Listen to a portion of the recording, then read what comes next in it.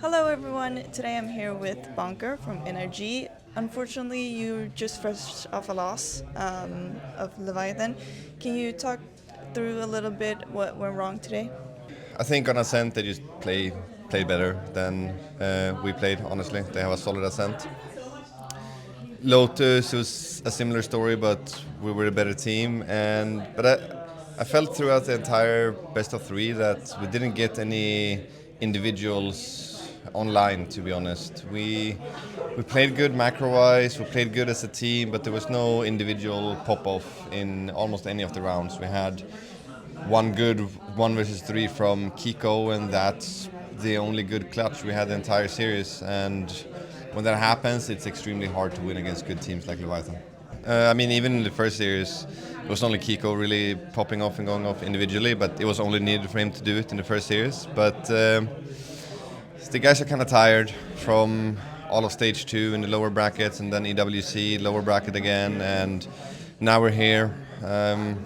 It's tough, to be honest. I feel like we could have needed the win today to get some off time, but no bueno.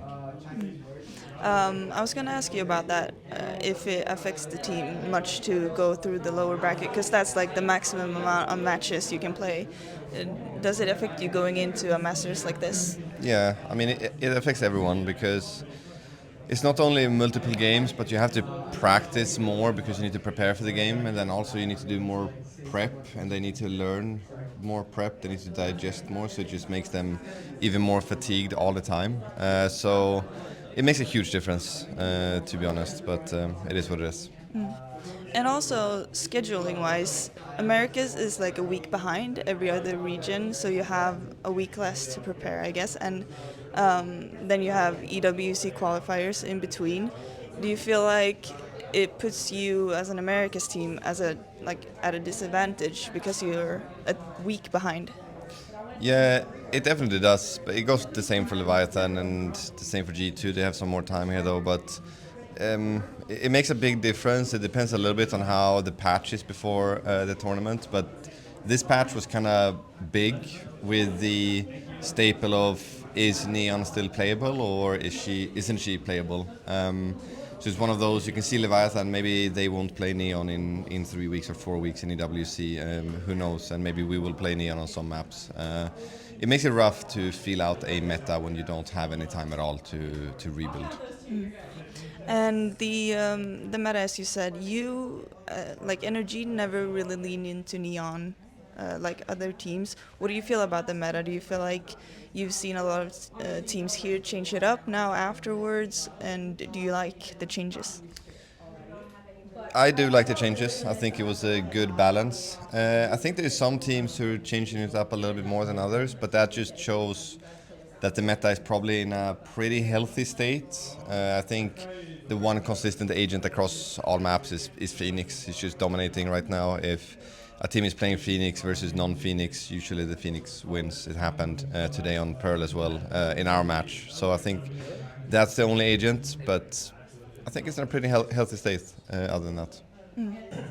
And now going forward, going off from today, what are you gonna work on until then to hopefully get to playoffs? Yeah, honestly, I think we're just gonna take some time off. I think the guys are pretty goddamn tired, honestly. I don't think we need to necessarily work on things. It's one of those.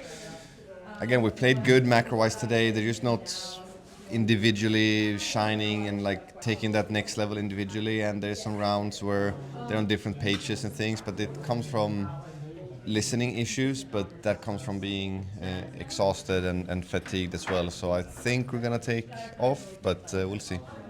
And for you as a coach, that must be hard to like. That's not something really you can coach to get better. So what do you do to try to improve the team now? I mean, if we take time off, then it's just individual talks with everyone to try to learn as much as possible from this series so we can move forward as a team. It's just more individual with everyone, just catching them when maybe they come in the prac room and whatnot. Other than that, it's just reading them as people, trying to understand what they need, what kind of talks they need, if they want to change something on specific maps, specific positions, and we'll do that. But it's pretty calm. And as we're in London, how do you feel being here, and how does the team feel? Because Kiko is obviously on home ground. How has it been for him and for you to be here? Yeah, I mean, we all really like Europe as a team. Great food, great people, just great region in general, and obviously it's Kiko's hometown, so we want to come here and we want to win the tournament. It's super important to us, you know. Like even making London was such a big thing for us because Mada missed out on Toronto last year with the team, and he didn't feel too good about that. So it means a lot to us. Obviously, it means more to Kiko, but we're doing everything we can to make his dream come true. And how has it been for you? It's really nice. I mean, I like Europe the most of all of the guys. It's just really nice. The air is so clean. It feels so fresh here. The food is good. Different culture, all of these things. Even if it's not Sweden, it's still more similar. But I like America, to be honest, as well. I'm one of those Europeans who actually like America, like LA specifically. But still, it's nice to be on this side of the ocean. Thank you so much for joining me, and Thank you. good luck in your next game. Thank you. Thanks.